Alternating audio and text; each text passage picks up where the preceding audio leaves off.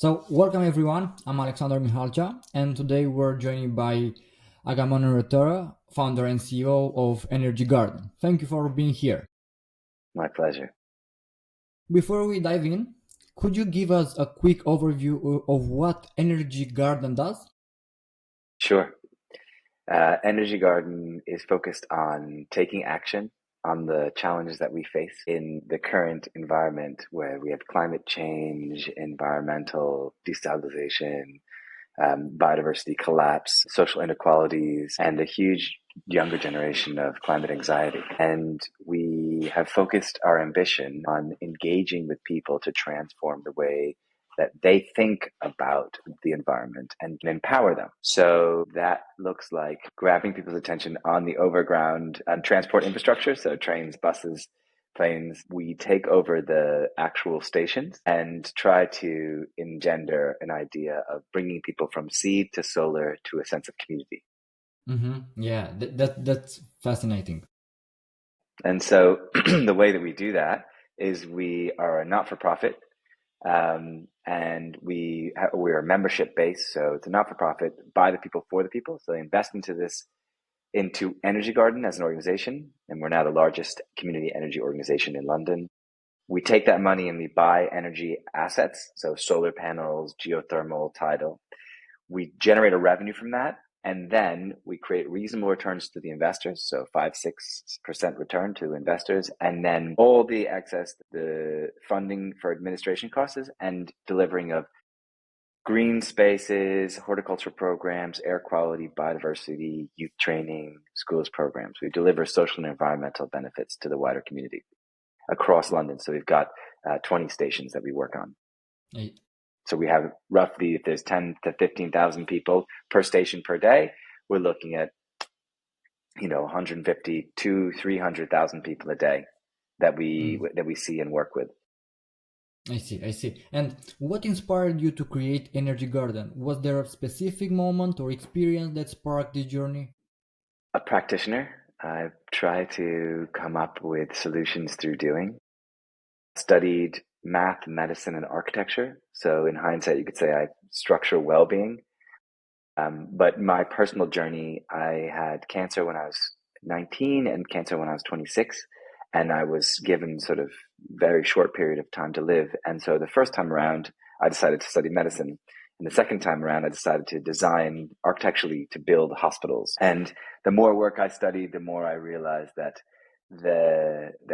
through medicine, through the built environment, there was still something missing. So then I went on to study finance and sort of a background in maths and realized that the problem was the money.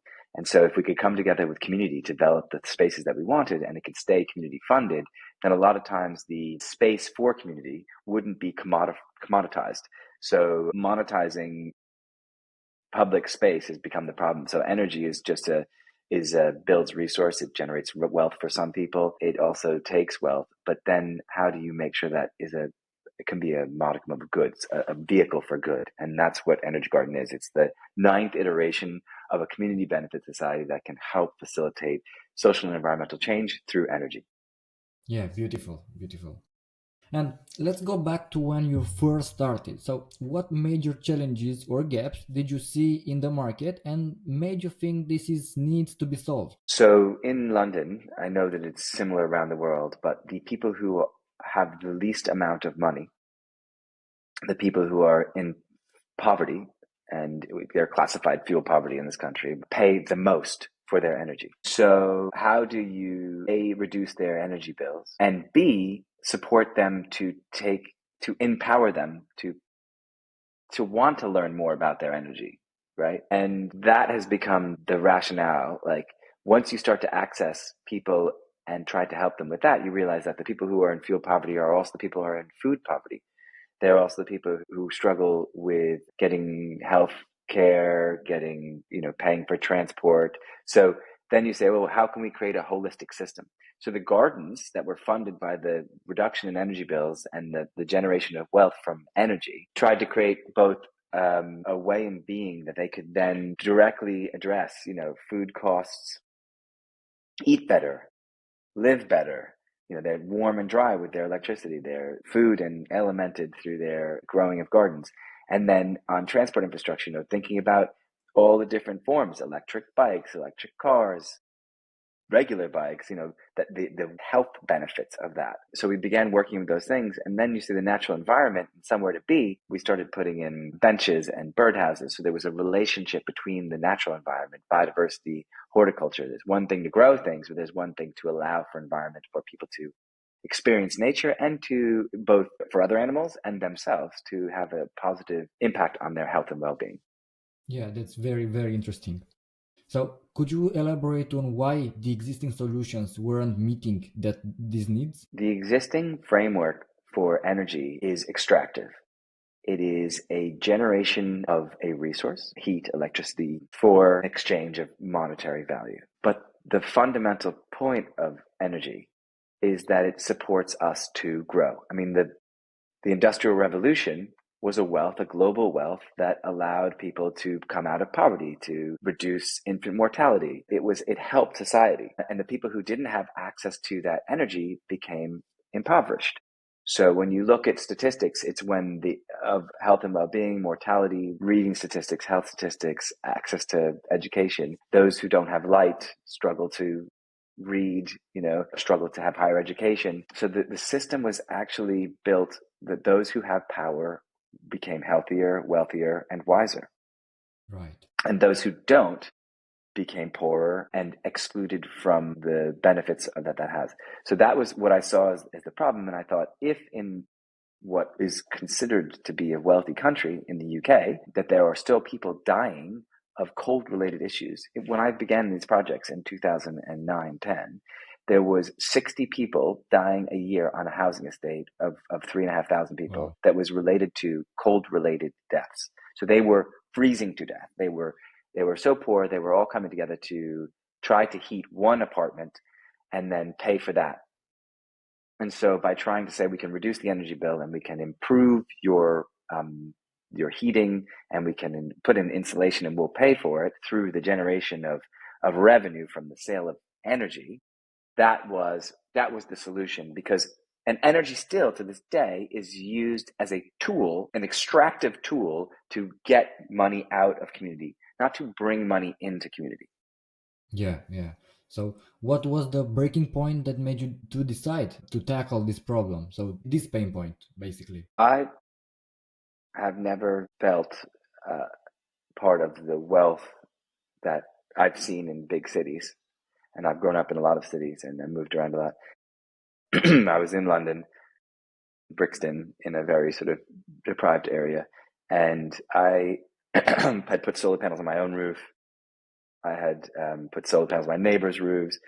And we owned it, and we were getting that revenue for ourselves. And with my extra finance, I started planting some gardens. There was at the top of our road, there was a derelict area where in the 90s there had been a buzz bomb and it had knocked down some buildings. So it had never been, no new buildings had been built. It was just sort of garbage across from a mental hospital.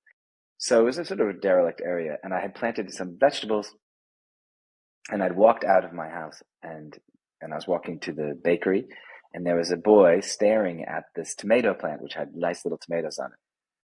And I was like, oh, great, I planted this thing, and this local boy is looking at these nice tomato plants. How nice.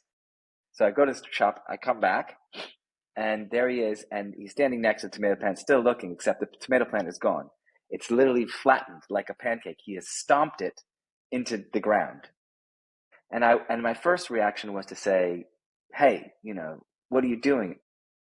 I planted that for people like you. When actually, I sat there and I went, oh my God, this boy is doing exactly what I did when I was his age, excluded from society, living in poverty, with no means I did not see means as a child of attaining the level of wealth or education or health that I saw around me. And so I thought the very idea that I had said, I planted this, why are you doing this? The thing that I made for you was the problem. So I thought, okay, first of all, I need to build a system that is collective, that we make things together. Why are we planting these tomatoes? Do you want tomatoes there? Why are we planting them? Let's plant them together. We need that with energy. Why are we putting this energy in? Let's do it together. What is going to be the wealth that's generated? Let's enjoy that wealth together. How do we make a decision-making process? Let's build an organization that can then vote on things and have collaborative discussions. If we're going to create education programs, let's do it collectively. Let's look at what the students are learning and do it. So now that the education program, the gardens program, the youth training employment program, the trees planting programs are built with people, for people to take ownership of it, so that it's not like, here you go, we've done this for you. Yeah. It's, we're doing this collectively. And then we have ongoing full-time officers that are paid to help that discussion continue on, to facilitate an ongoing legacy. Yeah, interesting key framework here. Yeah. So walk us through how Energy Garden addresses these challenges. What makes your approach unique? So I think there's three things that makes it unique. I'll explain the model for 1 second. Remember, you say collectively people come to invest in a share of Energy Garden, right? And it's one vote, one share. Those funds are used to purchase energy assets. So we install solar panels, geothermal, whatever it might be, the technology. I'm technology agnostic. It could be any type of energy source. The revenues then pay for the gardening program, the schools programs, youth training programs, the trees programs. And we also take some funding directly from sponsors or different organizations that are aligned to our delivery of those different programs. And then we assess our outcomes through a triple stack assessment tool, which we've built and have the IP rights on, which is basically, it takes the UN Sustainable Development Goals, it takes the National Health Service proxies for health and well-being, and we do pre and post surveys with volunteers, school children, trainees, to see what the difference is and the impacts are. So our theory of change is not just a photograph. It is an assessment tool that is linked to the UN Sustainable Development Goals and the health and well-being proxies for the health service of that specific geographic location in that specific country. So understanding that this is our model and that is how we assess it, the innovations from an energy perspective I've done the first community energy, like collective people owning energy assets to reduce people on social housing. The first energy project to be used on a national grid anywhere in the world using blockchain energy trading pilots. It wasn't in Brooklyn. It wasn't in New York. It was in London. And I did it 3 times and was on the front of the FT in 2017, 2019. So that was an innovation in energy. The first community battery on a community energy project, looking at backup and then being able to push it back on the grid and fast frequency response FFR, RFF systems to allow the energy to be utilized on site. And the first community energy on the rail in the UK. So there was no community owned renewable energies on rail infrastructure in the UK. So we did that. And the final, well, no, it's not the final. And then the next innovation piece was the assessment tool. So we used Python to code this system, which allowed us to take all the data points that we were collecting to integrate into the UN Sustainable Development Goals, the 17th UN Sustainable Development Goals, use the UK's health and well-being proxies for mental well-being, physical well-being, right? And then we were able to clarify that and amalgamate it into a process, which is, you can see it's energygardenmetric.org.uk. And the final innovation, specifically sort of back to energy, is a tool which would allow organizations who wanted to invest into Energy Garden and wanted to buy that energy from us. So if we had any excess, they could buy it. So for instance, Patagonia, Go Via Thames Rail, Pucka Herbs, Faith in Nature, all these B Corps are purchasing our energy, and they are able to see per megawatt consumed. It's a mirrored, sleeved environmental and social power purchase agreement. Yeah. Every megawatt that they consume, we put a megawatt of energy onto the grid, and that's marked, and theirs is marked. And we then will say every megawatt of energy that we generate has an associated value because it's community owned. It's not just renewable.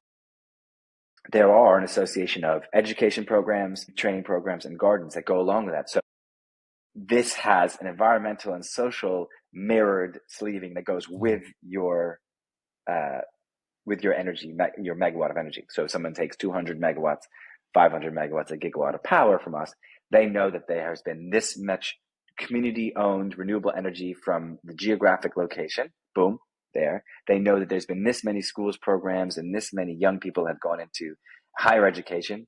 Boom. This many trees and this much carbon has been saved. Boom. Mhm. And it's all marked out and it's all clarified and quantified in a business-minded way, but it's effectively a business case for support and nurturing community Yeah, makes through sense. energy. Yeah, yeah, yeah. And what was the key insights that led you to develop this community-owned power model? I remember the day when we were trying to think about a structure. I grew up as a kid in different communities. My mother was very interested in education. She was had her master's and was working on her PhD through my childhood. And we lived in different places, communally owned, farms. And my grandfather on my mother's side was Russian. And he didn't believe in communism, but he believed in elements of like social collective purchasing and then individuals buying their own homes. And we never talked about it. And my father's side, he was Uruguayan, and his mother was true Indian, and they lived in collective housing, like these huts, they're like made of tree bark and mud huts, and they this idea that you collectively like raise children. That was the mechanism of collectively that I can't take credit for. I can say that in the UK there's the Rochdale Cooperative, and 200 years ago it was this one vote, one shareholding piece structure.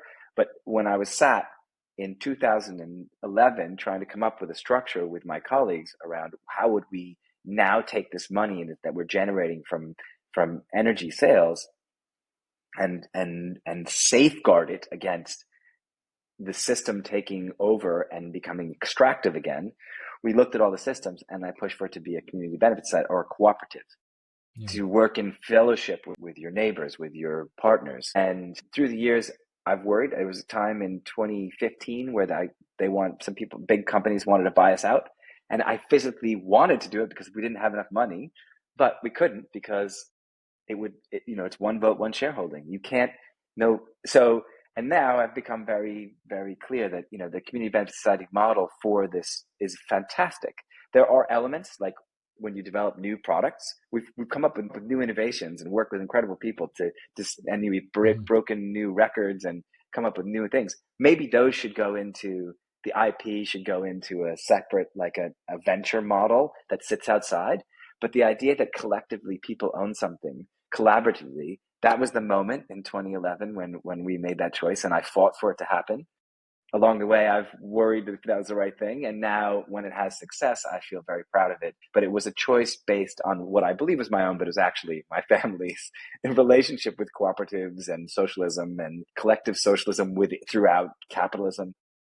Yeah, awesome story. Yeah, and when you talk to potential clients, so what's Mm. the biggest misconceptions they typically have about what you do? Oh, your community group? Oh, this is not for profit. Um, I don't understand. Too complicated. Or from the other side, it's oh, that sounds great. That sounds great. And then they see that they haven't actually heard.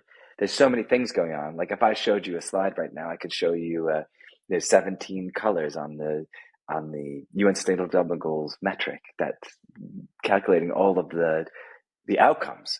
If I show you the wall here, this is next to me in the office. These are just all the gardens and photos from people from the gardens. Or it's like there's so many things. When you have a complex system, the thing that partners can sometimes do is try to shrink it down, make it super simple, and say, okay, they just do gardens, or they just do energy, or they just do community and gardens. But they don't recognize we're doing schools, youth training.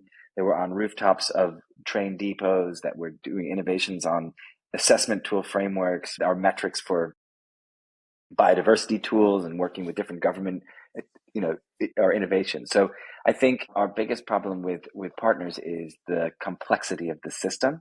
We're trying to do a lot, and they will say that's too complicated, and get sort of disinterested or Yeah. annoyed, or they'll be like, we like this bit, let's just do that bit.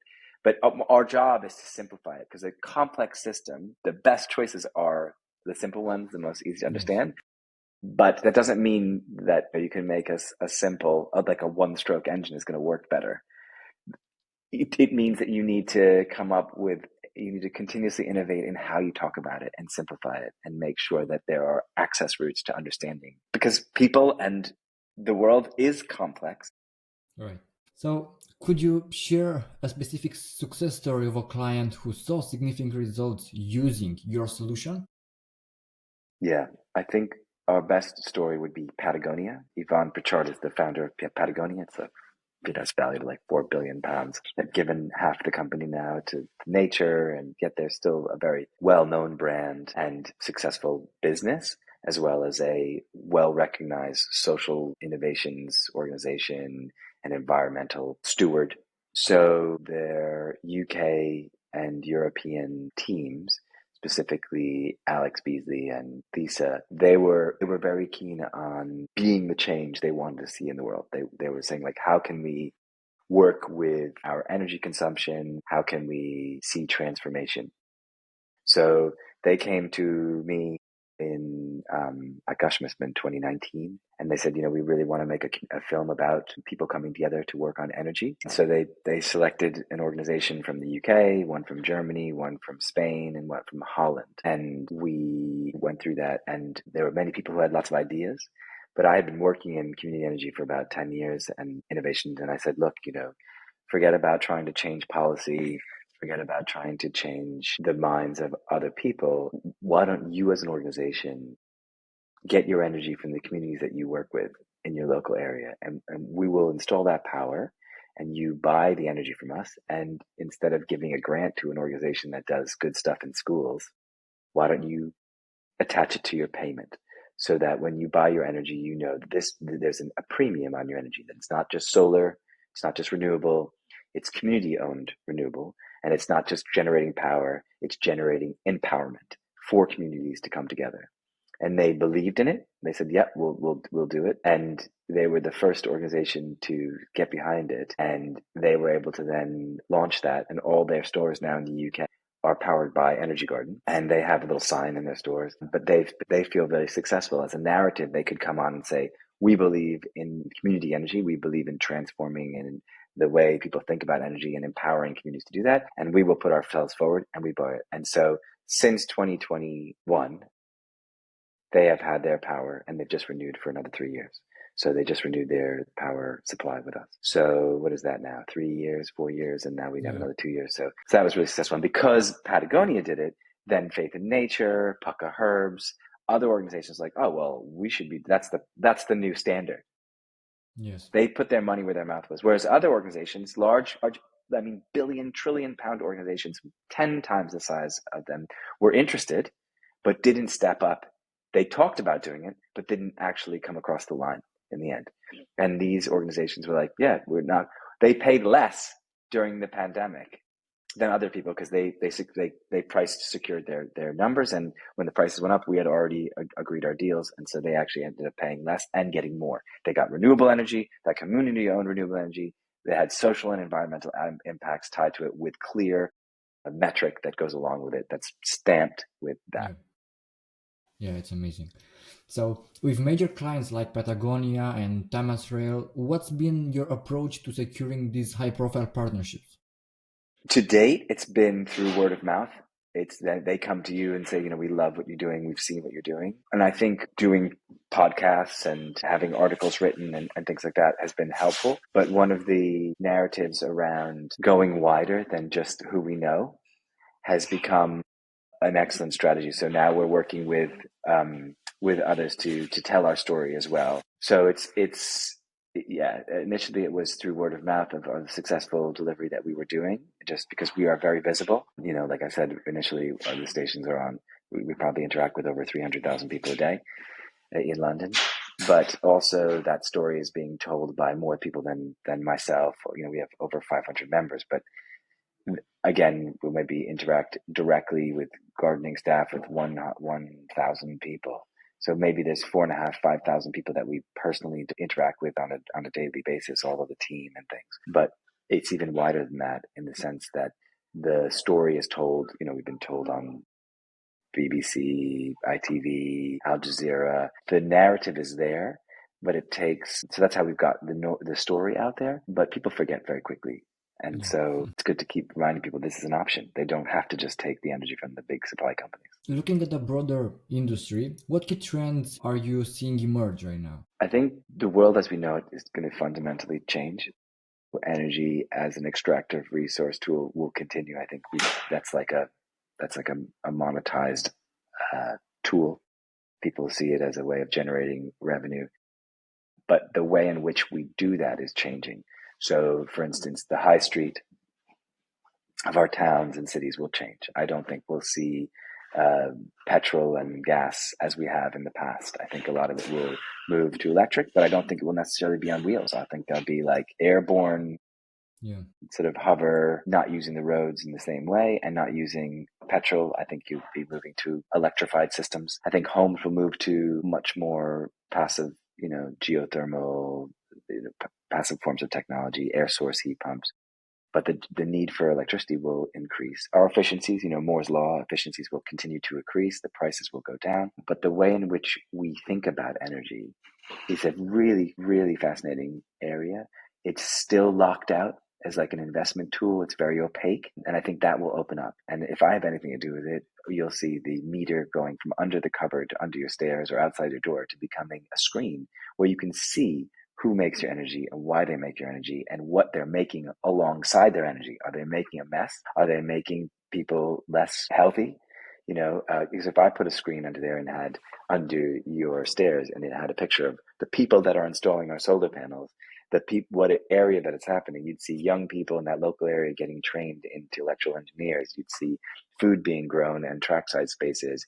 You'd see people coming together collaboratively, and you'd see the revenue streams not leaving the country to third-party Mm-hmm. billionaire wealth collectors. You would see that money staying where it is. It's money that sticks to that local area.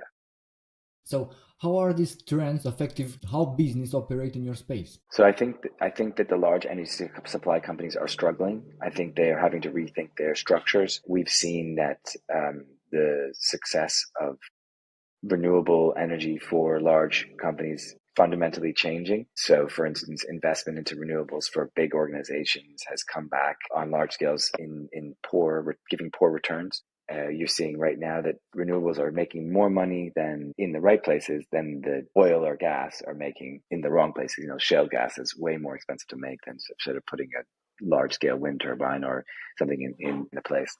I think that you're switching. So why people are doing it, their actual modus operandi for delivering energy is changing. They know that renewables are financially more viable, but they also know that the revenue that they can generate are not the 10x that they were making on the oil markets. So I think the way in which we deliver energy will change because big business is still run by fiduciary responsibility. So they are driven to make the highest return in the shortest amount of time. So how will that transform? You have the separation of people who want to continue to the extractive process of energy and extract wealth from certain areas. And then this idea that you could take that wealth and collectively have everybody come together and own that together is the most important piece of work. Yeah. So, how do you think most business owners are getting wrong on addressing like air quality, for example? Sorry, say that again. So, what do you think most business owners are getting wrong when trying to address, like, for example, air quality? They have a choice. People have a choice to get engaged and involved with air quality. We've built air quality systems that don't rely on air quality is different subject. I mean, from the energies piece, is the air quality is fundamentally a pollutant and dust and particulate matters that are interacting with people and it's worse in cities. The business owners who are generating through emissions could have one set of problems, and people who have their businesses within cities have another set of problems. So there's like directly polluting the environment, and there's indirectly being a recipient of a polluted environment. And so business owners can take control of both those areas. And so in one sense, They can take control of it by choosing to get their energy from a non-polluting source. So we purchase our energy from a non-polluting source. And the other way to do that, for instance, with Energy Garden, you could purchase that power from us. And in the other sense is you can actually build an infrastructure. So you can't, by adding plants to an urban environment, reduce the heavy particulate matter. That I've tried that. We've worked with Imperial College for 8 years to try to reduce that by planting more plants. But what we did find was that you can shape the way air flows work in cities. And by building baffling systems, you can create vortices that drop heavy particulate matter, and then you can use plant matter and fungal matter like mushrooms and things to bioaccumulate out the heavy materials. And if you're interested in that technology, we've designed that and built that, and we have that we deliver that for local authorities and urban infrastructure. And that's sort of a baffles program. There's the direct person who's generating, and there's a person who's passively a recipient of that problem. And those are two ways business owners can get involved with that. Those are our solutions, but I'm sure there are others. All right. So, what advice would you give to business owners who want to stay ahead of these changes? Within air quality or within energy specifically? First, we take energy, and then we can discuss and about our air quality. If I was giving advice to a business, which I'm not really the right person to do that, but if I was, I would say take control of your energy. Put the energy on your roof yourself. Buy it yourself and put it into your capital costs for your own business. Generate your power, use your own power, and if that's solar panels, I'd get away from diesel generation. I'd use what you have. So if you've got the ability to go down and do geothermal pools. You can use air source, use that. If you've got a stream or something, you can create a tidal flow that doesn't stop the water fully. If you're a business and you don't have access to the roof and you don't have the capital to develop it, I'd do it in partnership. And if you are doing it in partnership, consider the partnership idea of doing it with local community. There are communities in Romania, Italy, Spain, France, the UK that you can do that with in partnership and say, you guys invest in it, you bring the capital, we'll deliver the product, we'll buy the energy and we'll do a long-term power purchase agreement. It doesn't have to be a third-party organization because their capitalization is going to want 10, 15, 20, 30% returns, whereas a community might be happy with 7, 8, 9, 10% return. And that relationship is a long-term one that goes with the local community and that. In the second one, in the second case, where you can do it yourself, and the second case is where you work in partnership. That is a specific tool for growth within the or delivery of staying ahead of the curve. Self-reliance or collective reliance. In terms of, does that answer that question? Yeah, thank you. Yeah, so as we wrap up, what's next for Energy Garden? Any exciting developments on the horizon? We've grown the team. We're developing more gardens, larger energy infrastructure. We're looking at solar projects that will be the biggest train depots in the country. We're developing further our renewable energy generation technologies. So we've got a development project on geothermal and for heating and cooling, and we've got a tidal project which we're working on with the Thames River. So those are really exciting. Putting in electrification beyond this office and the 16 shops that like do it. The solar jet powers the air source heat pumps and keeps the heat going. But we're also putting in electric chargers and batteries.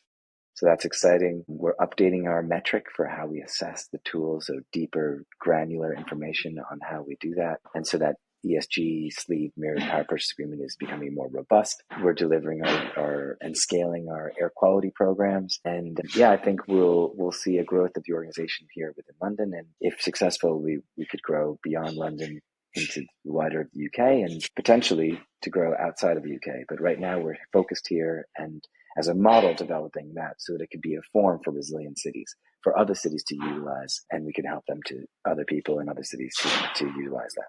That's great. So, for listeners who want to learn more or potentially work with Energy Garden, what's the best way to get in touch? Our website has most of the information, energygarden.org.uk. And if you need to, you can just write to us at info@energygarden.org.uk, or myself, Agamemnon, at energygarden.org.uk. We're here, and you can come as like a model. We're a beacon of sustainability in London. There are 20, 30 places you can go and see it if you were just traveling on the train. But we also have our headquarters in Pimlico, which is like a lovely space where we, on the wall here you can see we make our own beer. We've got a pizza oven. We've got a space where people can come and see it all working: the solar panels, the air source heat pumps, the air quality, little ponds and things. So it's sort of like a place to learn about all the things, all the tools that are available for a sustainable, low carbon, just transition. Yeah, right. So thank you very much, Agamemnon, for this amazing podcast session. Thank you, These Alexander. interesting topics that we discussed, and thanks for your sharing those insights Thank about you. you, about your company, and your story. Thank you very much. Great. So see you next time. Okay. Take care, man. Bye.